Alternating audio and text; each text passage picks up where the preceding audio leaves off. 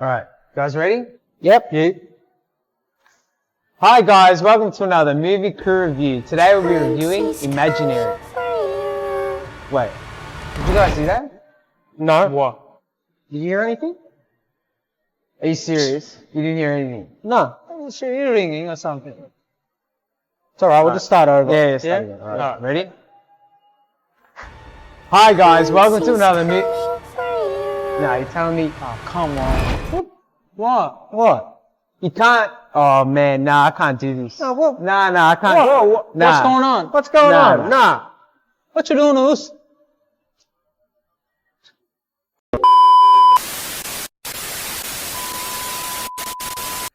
Hi guys, welcome to another movie crew reviews. Today we'll be reviewing Imaginary. The movie starred DeWanda, Pyper, Braun, and Betty Buckley. So, the story follows Jessica, the stepmother to two girls, as she returns to her childhood home and finds that what she thought was an imaginary friend is actually more real than what it actually appeared to be. So, Moon, if you'd like to start us off today? Alright, yep, okay. So we're missing someone today. Yeah. He's in our imagination today.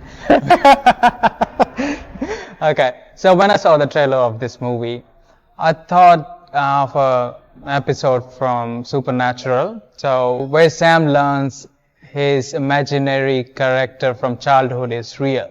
So I thought this movie would lean on to something that. This movie is sort of a couple of rehashed episodes of Supernatural. This movie had all the puzzles for a really good horror movie, but it wasn't a good movie for me. Yeah. So, like you mentioned about the stepmother, so the stepmother character, the bond is not there in the beginning of the movie. So you would think at the end of the movie it'll be getting better. It sort of gets better, but it's such a weird choices they take during the whole movie. So the father character is, I knew from the get-go he's not a great actor. Yeah. So he was just pushed away. He's going to some tour, so okay, bye-bye. And then the little child, who is the only actor I think was really good. She was amazing in the movie. So she started to see Chauncey, and that's it. That's the whole movie. And there's a revelation in between the movie. I think everyone saw it coming from the beginning. And then I think it's in the trailer, they go to the imagination. Yeah. And, yep. I wish they could have done way more over there.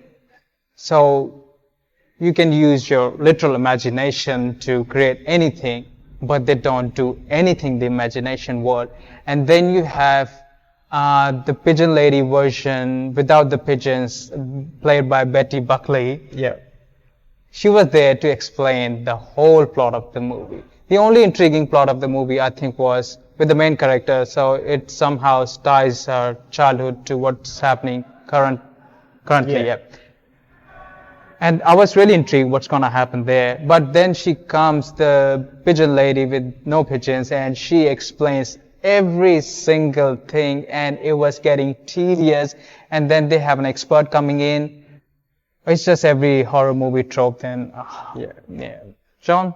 What do you Yeah, thought? so I have to agree on a lot of these points with Moon.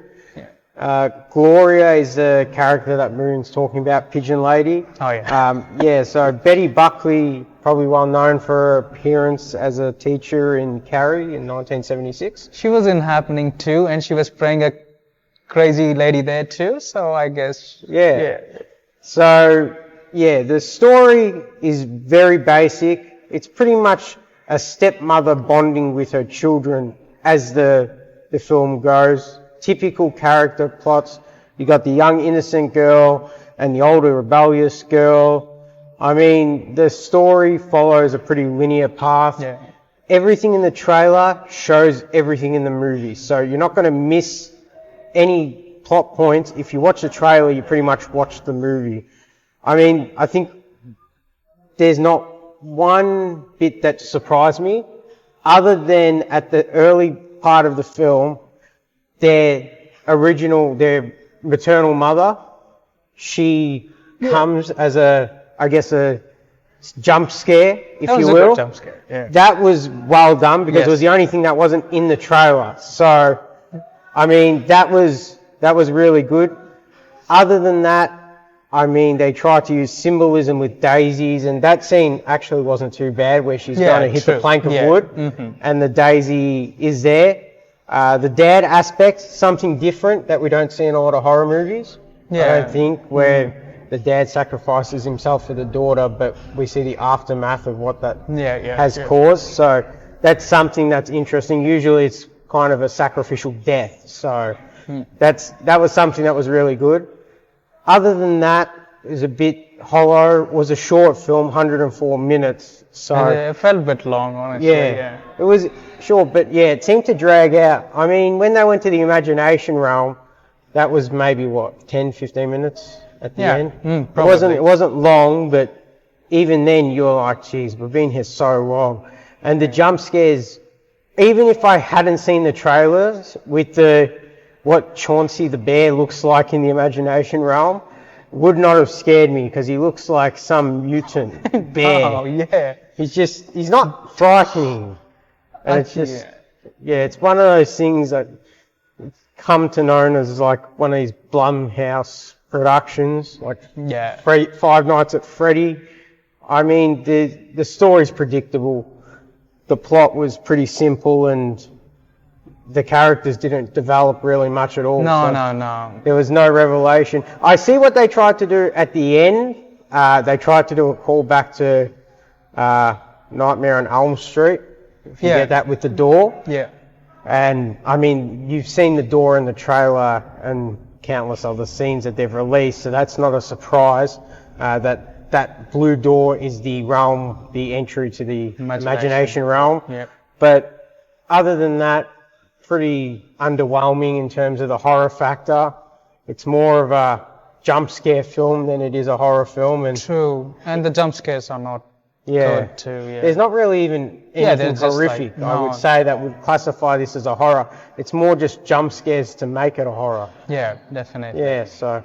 And like you said, the Chauncey, when he appears like in his original form, that was so underwhelming. I was expecting a bit more from there at least.